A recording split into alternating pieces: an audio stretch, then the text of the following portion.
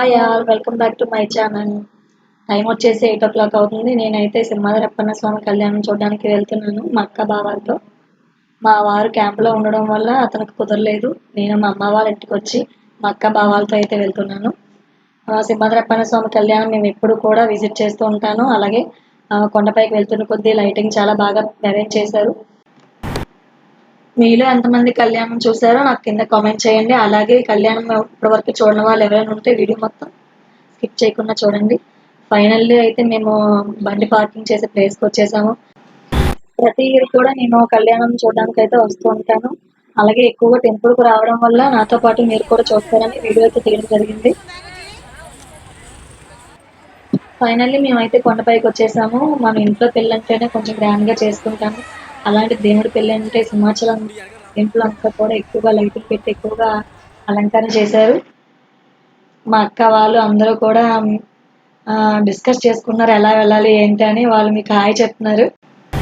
Actually మేము వెళ్ళేసరికి కొంచెం లేట్ అయ్యింది.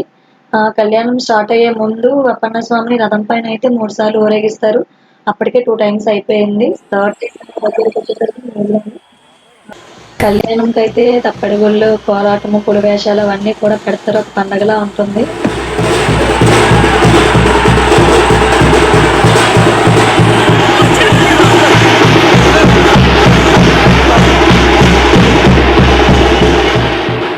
మూడోసారి రథం వచ్చే టైంలో ఆ రథాన్ని లాగడానికి ఆ తాడు పట్టుకొని రావడం కోసం ఆ జనం అందరూ అయితే పోటీ పడుతున్నారు. నేను ఆ జనం చూసి నాకు కొంచెం భయం వేసి వెనక్కే ఉండిపోయాను. నేను ముందుకు వెళ్ళలేదు.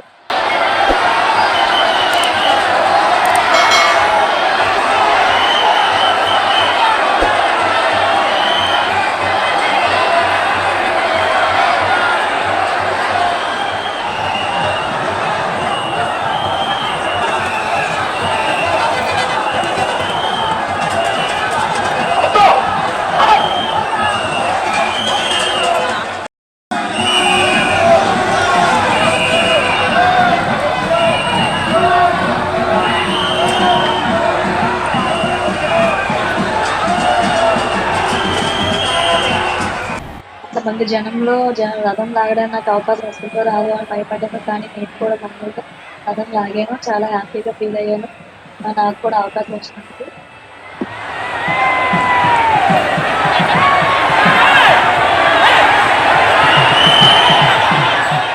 ఫైనల్లీ రథోత్సవం అయిపోయిన తర్వాత స్వామిని అమ్మవారిని కళ్యాణపురికి తీసుకెళ్లారు. నేను మధ్య గ్యాప్లో దర్శనం చేసుకొని వచ్చేసాను. దర్శనం అయితే కొంచెం రష్గానే ఉంది. కానీ లక్కీగా నేను వెళ్ళే టైంలో కొంచెం ఖాళీగా ఉండడం వల్ల నా దర్శనం కంప్లీట్ అయిపోయింది. కంప్లీట్ చేసుకున్న తర్వాత స్వామిని అమ్మవారి కళ్యాణం స్టార్ట్ చేశారు. కళ్యాణం స్టార్ట్ చేశాక మేము ఆ జనంలో ఎక్కడ కూర్చోవో అర్థం కాక ఈ చివరిన కూర్చొని చూసాము. కొంచెం దగ్గరగా వెళ్ళలేకపోయినా జనం ఉండడం వల్ల వీడియో తీయడానికి కూడా నాకు కుదరలేదు. ఈ కళ్యాణం శ్రీరామనవమి 3 రోజుల తర్వాత చైత్ర శుద్ధ ఏకాదశి రోజు జరిపిస్తారు. ఎడిటింగ్ లేట్ అవడం వల్ల కొంచెం లేట్గా పోస్ట్ చేస్తున్నాను.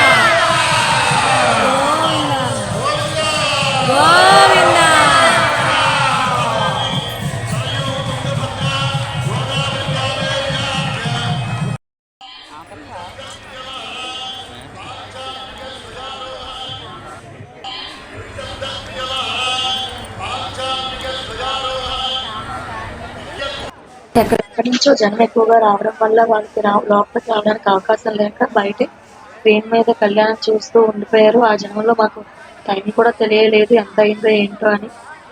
కళ్యాణం కూడా అయిపోయింది. కళ్యాణం అవుతూ ఉండగా చాలా మంది కూడా ముత్యాల తలంబ్రాల కోసం క్యూ లైన్లో కుదిరి అందరూ చాలా అక్కడే వెయిట్ చేశారు. మేమైతే లోనే ఉండి కళ్యాణం చూస్తూ ఉండిపోయాము.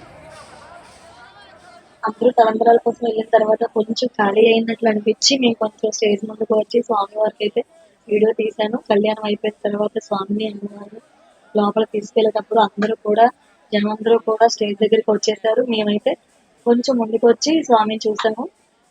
టైం వచ్చేసి 2:00 అవుతుంది. ఫైనల్‌గా మేము కూడా ముత్యాలమ్మ తీసుకున్నాం. మాకు ముత్యం కూడా వచ్చింది. ఈ వీడియో ఇక్కడితో ఎండ్ చేసేస్తున్నాను. హోప్ ఈ వీడియో నచ్చిందని అనుకున్నాను. నచ్చినట్లయితే లైక్ చేయండి, షేర్ చేయండి అండ్ సబ్స్క్రైబ్ చేయడం మాత్రం అస్సలు మర్చిపోవద్దు. పక్కనే బెల్ బటన్ ఉంది, దాన్ని క్లిక్ చేయండి. నేను ప్రతిరోజు చేసే వీడియోస్ మీ వరకు నోటిఫికేషన్ వస్తాయి. వీడియోస్ చూసి ఎంజాయ్ చేయండి.